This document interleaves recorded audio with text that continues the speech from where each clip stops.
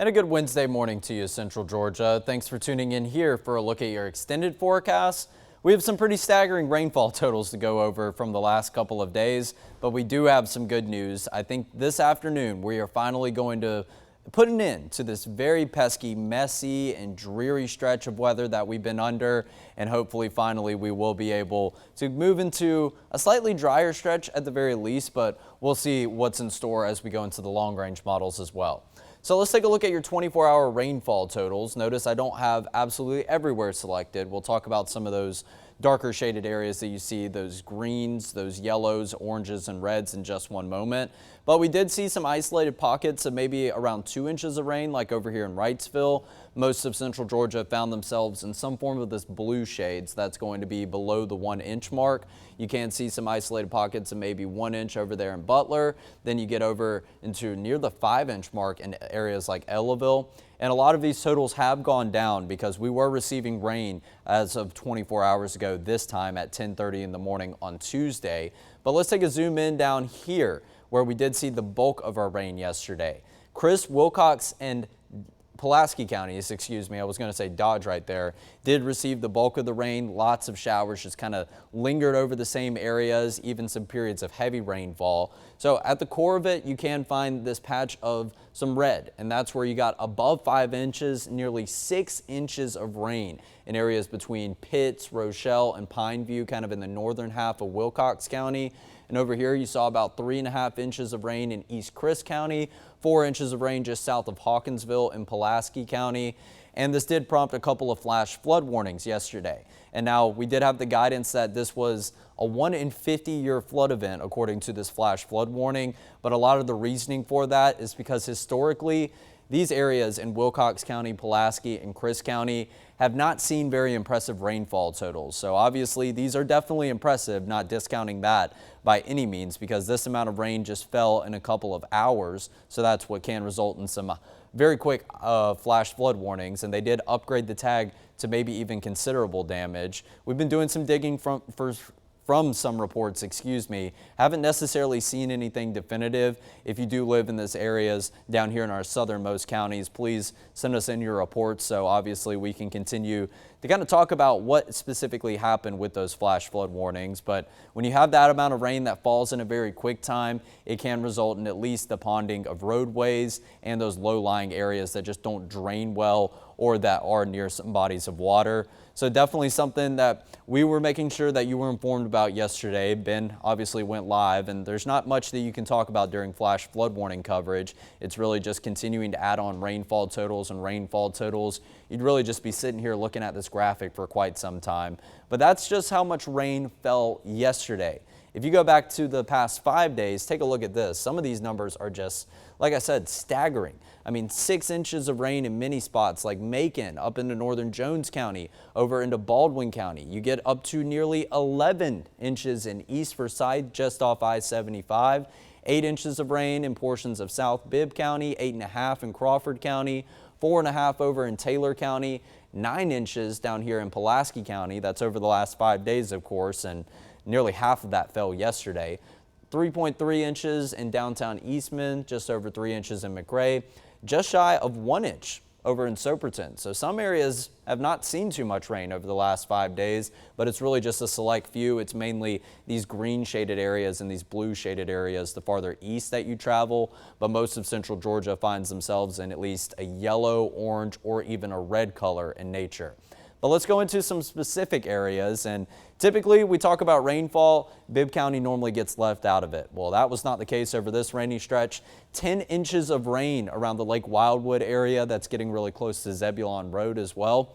7.7 inches near Lake Tobo. You get down to the I-75-475 split, just a little bit to the south of that. That's going to be kind of where the Byron exit does dip down into some of those lower areas around Sardis Church Road. 7.8 inches of rain, 5.4 over in Rutland, getting to 5.4 at Middle Georgia Regional Airport, which is an area that we have been lacking rain as of very recently.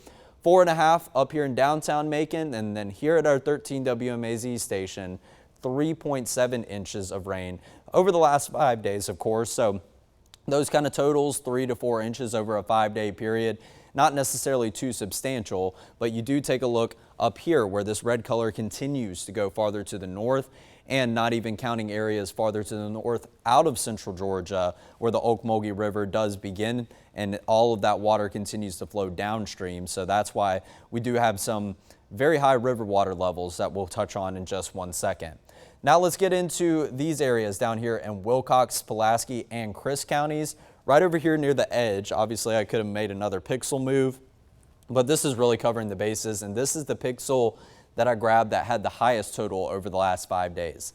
Almost a foot of rain, 11.1 inches in portions just north of Pitts in Wilcox County, kind of between this area of Pineview and Rochelle, a whole lot of rain. So obviously you get into the pink colors, that's where you get 6 inches of rain. And then as you kind of get a more vibrant pink, kind of transitioning into this black and then eventually gray and white areas, those higher totals are definitely getting over about 10 inches of rain.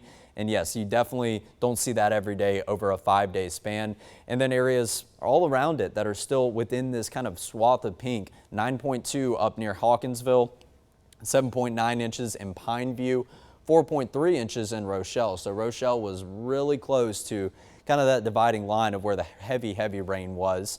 6.3 inches in Abbeville, and then you go over here to Chris County where you can see nearly 5 inches in Cordele, and over here near Lake Blackshear about 6 inches. But on the other side of Lake Blackshear, I believe that's getting maybe down into Worth County. You can start to see a little bit of a speck of that black and that gray color that's going to be on the southern extent of Lake Blackshear. So like I said, some pretty staggering totals. We'll talk about what those totals have done so far for our rainfall, at least at Middle Georgia Regional Airport. But first things first, we'll talk numbers. And yesterday, due to all the cloud cover and all the rain-cooled air, 76 was our high temperature. That is the 3rd day in a row that we've been nestled in the 70s here in Macon, so well below average and not necessarily below our average low, but we did see that on the almanac this time yesterday. Our high temperature on Monday was 70 degrees. That is below our average low of 72 degrees.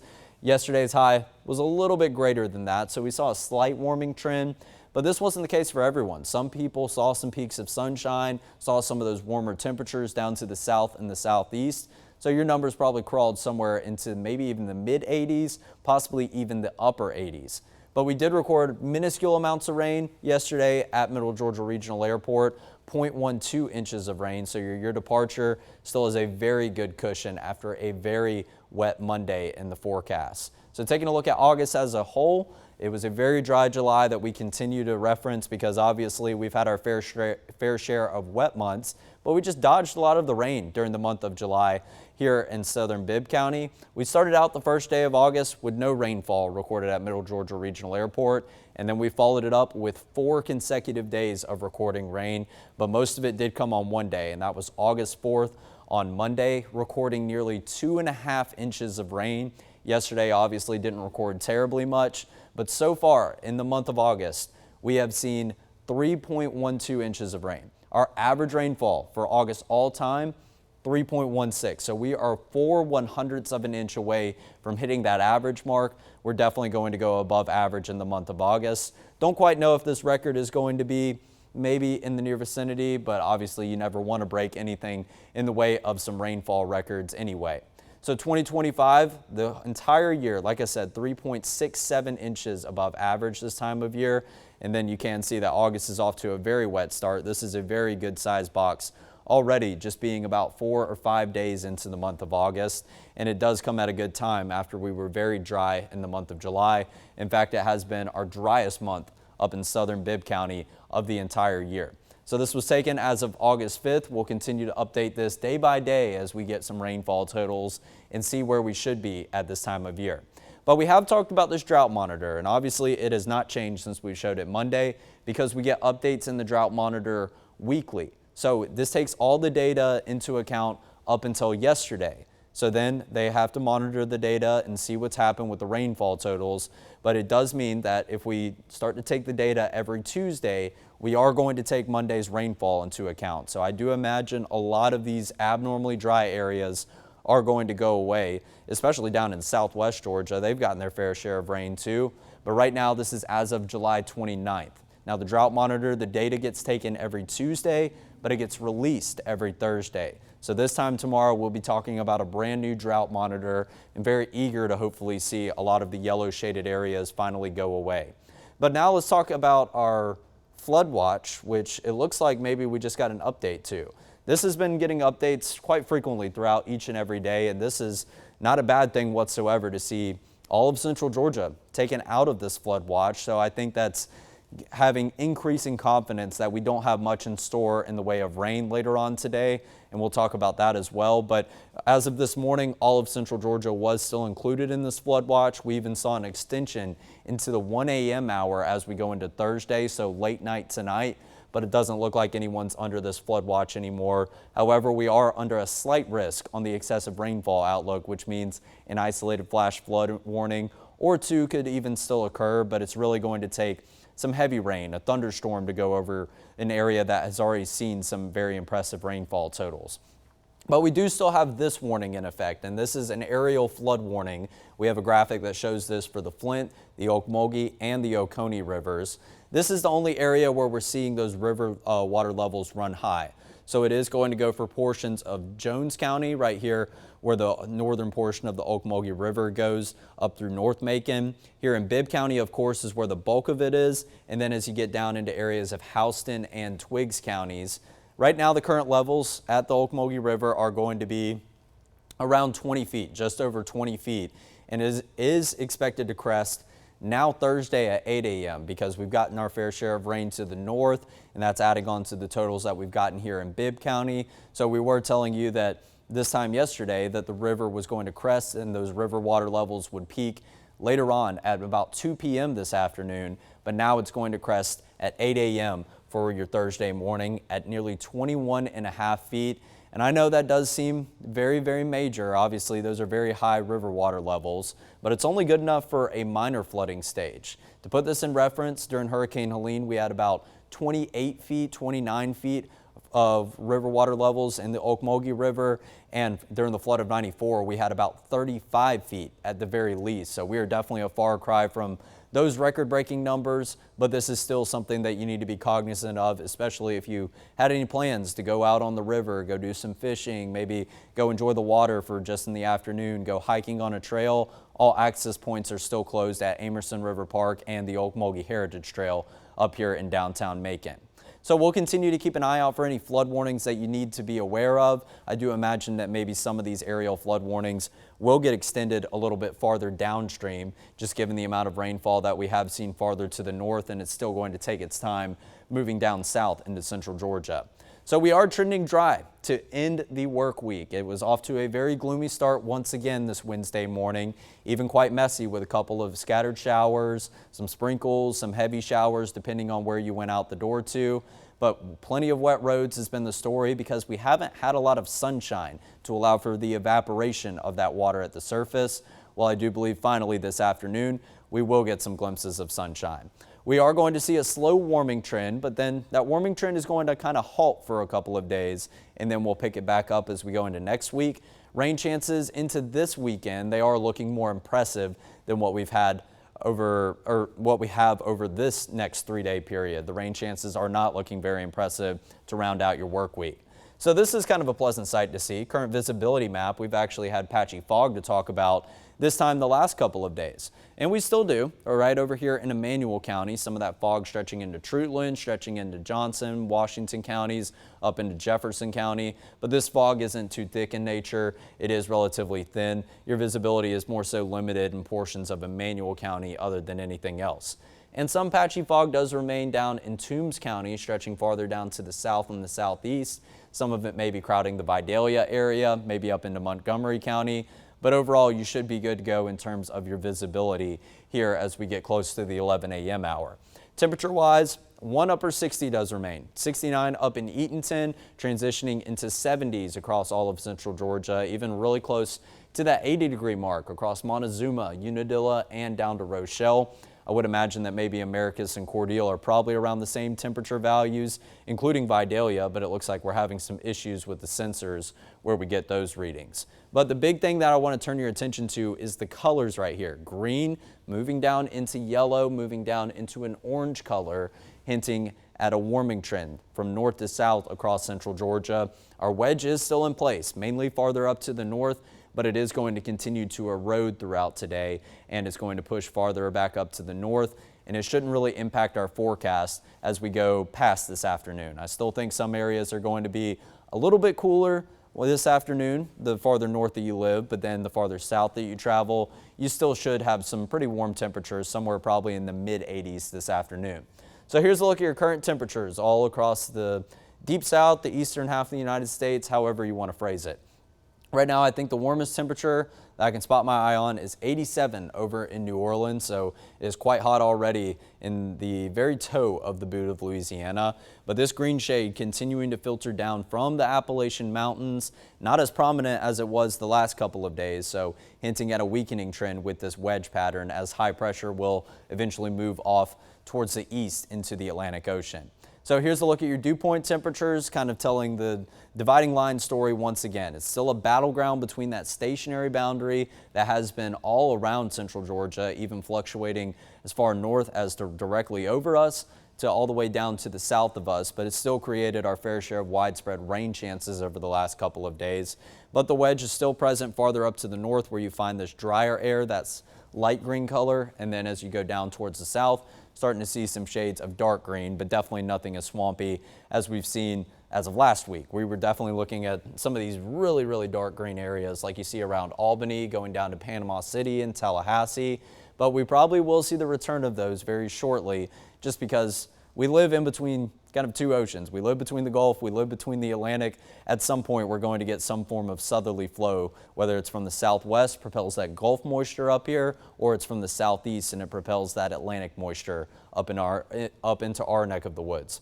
So the winds aren't quite as breezy, but mainly still coming out of the north and the northeast, is still sending some slight flow courtesy of that wedge right now, and we'll continue to see them out of the northeast today. That's why the wedge has been holding so strong as of recently, because of the continued breeze from the north and the northeast that just continues to filter in that slightly cooler and drier air, but hasn't quite made its presence all over central Georgia since Monday.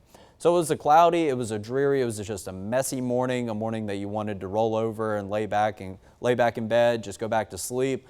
But more sun should be present this afternoon, and I think that'll definitely be good for a mood boost in terms of this afternoon. You kind of just get a little bit happier whenever the sun shines out. When it's cloudy all day, you don't really get a sense that it's daytime, that you need to be awake, that you need to be doing productive things to go about your day, but some sunshine is in order later this afternoon.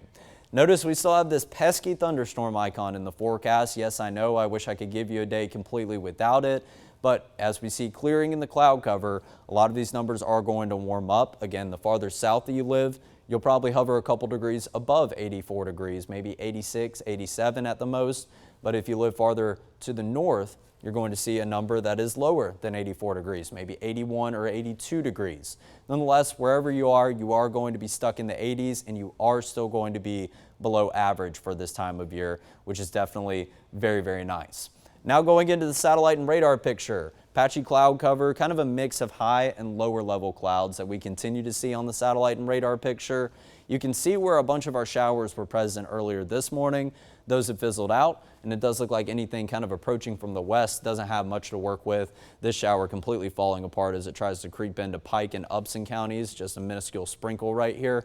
And then over here in Lumpkin, another isolated shower. I would imagine that probably fizzles out too as it goes through areas directly to our southwest, including Sumter County, maybe even clipping portions of Schley County. But it does finally look like maybe we're rain free. There's definitely probably a couple sprinkles out there that the satellite and radar picture is not picking up on because they're so minuscule in size.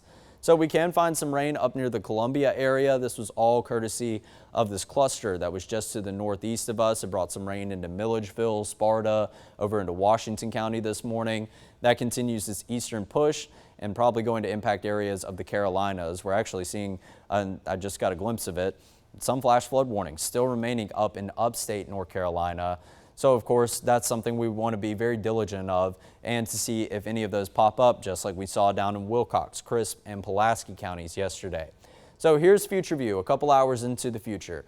Cloud cover breaking apart, finally not seeing as widespread gray all over your satellite and radar image. And going into the nighttime hours, maybe doing without rain whatsoever, which would not be a bad thing. We still have the potential for maybe an isolated shower or storm, but the confidence continues to decrease, especially given the fact that the National Weather Service took us out of that flood watch as of the last 30 minutes or so.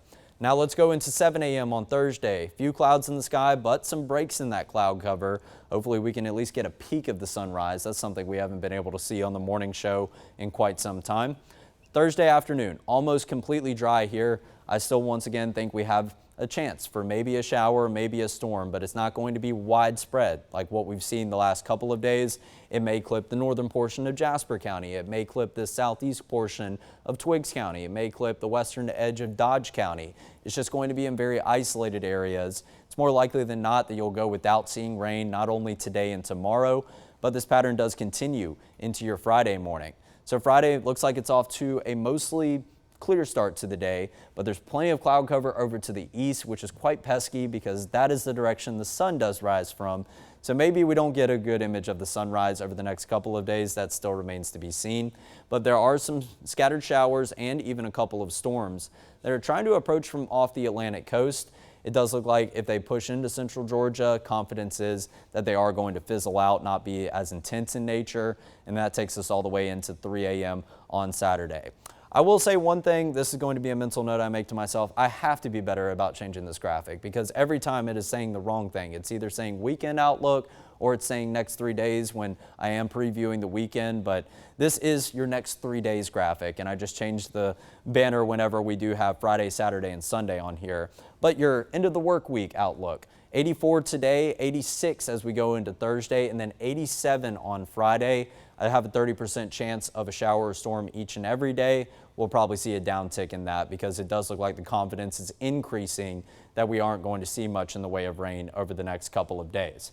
Now let's go into your future view rainfall graphic, which we've had some pretty impressive rainfall totals to talk about as we pan this out 3 days into the future, and not a whole lot to talk about. Take a look at all your temperature, or actually city plot points. All of them are still at 0. So just showing you that if you catch some rain, it is probably more than likely not going to be maybe in a town, is probably just going to be on one end of the county. You're probably going to be asking yourself what rain. But our south and southeastern counties, I think you guys have the best chance of receiving any rainfall over the next couple of days, and that mainly is going to be Friday, courtesy of a sea breeze pushing some showers and storms really close to our neck of the woods. Now let's go into your afternoon high temperatures, 84 on Wednesday, 86 to 87, but then we kind of stall out. We plateau at that 87 degree mark. That's because I do think your rain chances are more impressive for Saturday on into Sunday, and that's going to limit the warm up just a touch for maybe just the period of this weekend. So let's go into long range models where we see lots of moisture down to the south of us, down into Florida and off the Atlantic coast, off the Gulf Coast. Some of that moisture does look like it could creep up into our vicinity as we go into Saturday evening. We'll see how that plays out, but it does look like the moisture tries to push farther and farther north as we go into Sunday. Those do look like more impressive rainfall chances than what we have over the next 3 days, even if they are on the long range models, which definitely aren't the best resolution. But it is worth noting that we do see some form of relative agreement. There is some overlapping of green and blue, but overall, a lot of that agreement does really end as the time we get into the beginning of next week. Take a look at this, the European right here, widespread blue across the state of Georgia. GFS is not buying that whatsoever. And then we go into Wednesday at 4 p.m., which is as far as we can go. And maybe finally a completely dry day on the long range models. This is still a week out in advance, so obviously, that forecast needs to be fine tuned before we get there. But let's talk some tropics because I haven't talked about it too much this week because the main focus has been rainfall, talking about when this rainfall is going to clear and some of those totals that have resulted in flash flood warnings. But the tropics have woken up and they are quite active as of right now. Month turned to August, definitely not abnormal. At this point last year on I guess we go back to Monday. On August 4th of last year, we had 4 named storms in the Atlantic hurricane season. August 4th this year, we had 4 named storms. So obviously following the pace of last year's hurricane season. And last year's hurricane season, it was quite active. It was definitely above average. We had some very strong storms, even though we got a very late start to it. The month of August was actually pretty quiet as we rolled through most of it. It was towards the end of August that activity started ramping up.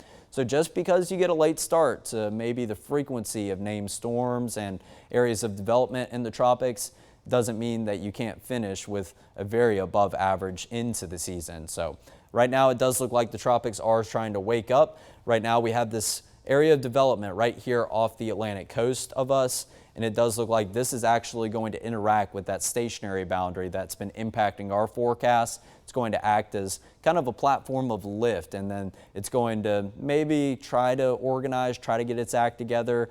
But what we've seen with this shaded area, it's actually extended farther up to the north. So there's a lot better consensus and confidence that this is going to move up into kind of the Atlantic coast regions of the mid-Atlantic portion of the United States, getting up a little bit too far and farther away from us is mainly the point I'm trying to make right there. Whatever does develop, it does look like there's a lot more confidence that this moves farther away from us. 10% chance of developing over the next 2 days, 40% chance of developing over the course of the next week.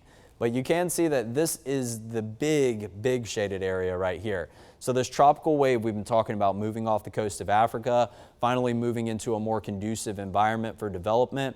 And this shaded area spans about half of the Atlantic Ocean, to be honest. But you can see that the orange shade does kind of nudge up to the north. So that is hinting at a path that hopefully will be out into the central Atlantic Ocean. You can see that Bermuda is right here on the edge. So whatever does try to get its act together with this area of development could be impacting portions of Bermuda. If you have a trip planned there within the next week, I would definitely keep a very close eye on that. But otherwise, unless you're walking your dog out in the Atlantic Ocean or maybe taking a boating trip across the Atlantic Ocean, this is not going to impact you whatsoever, hopefully. But this is still very far out. We could definitely see some fluctuation with this, so it's obviously warranting keeping a very close eye on. 20% chance of developing over the next 2 days. We've seen a steady uptick in that number as of the last 24 hours, and then a 60% chance of developing past that 48-hour window. So it does look pretty likely that this system will get its act together and it will develop into a named storm. But whether that gets the E or the F name does still remain to be seen. And we'll check in with Tropical Storm Dexter, who has done a whole lot of nothing. Well, actually, it hasn't done a whole lot of nothing necessarily. It has maybe strengthened a little bit. 50-mile-per-hour winds now. That pressure is actually down below 1,000 millibars, but it just continues to move into these higher latitudes of the Atlantic Ocean. This is where your water temperatures are going to be a little bit cooler, the farther up to the poles that you get. Moving east-northeast at 15 miles per hour, and this is as of the 11 a.m. advisory. You can see where this tropical storm icon right here, where you kind of have the circle in the middle and the lines drawn through it, that moves into this icon with the L. That means it's steadily going to weaken as we go into the later portions of today, and it should be a remnant low pressure system as it moves farther up to the east and the northeast. And then it's probably going to send its fair share of moisture pretty close to Western Europe, but not sure if that's going to have any impacts besides maybe some rainfall.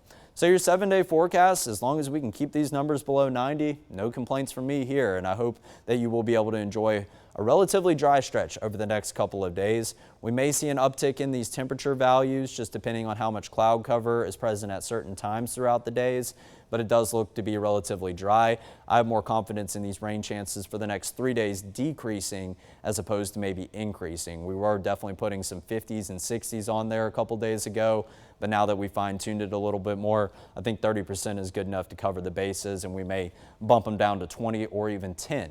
But then we will see an uptick as we go into the weekend. We start to see that moisture surge up from the south, Saturday into Sunday, into Monday, into Tuesday. But now by the time we get into Monday and Tuesday, I think that kind of plateau will stop. We'll start to see that steady increase in those numbers back up to 90 degrees. But 90 degrees has been on the last day of the 7-day forecast for about 3 days in a row now. We continue to push it back and push it back. Who's to say that we may even see an even further pushback into the middle of next week? Hopefully we can still hang around below average for most of next week, but that still does remain to be seen. I think the main thing that you should focus on is better rain chances as we go into Saturday and Sunday, but all week long it still will be below average. And today is August 6th, so all Central Georgia students are back into the classroom. It has been a pleasure doing all the back to school coverage, so thank you guys for tuning in to 13 WMAZ Morning for all the back to school fun that we had, and I hope everyone has an amazing school year. Thanks for tuning in to your extended forecast. We'll be back here at 10:30 tomorrow.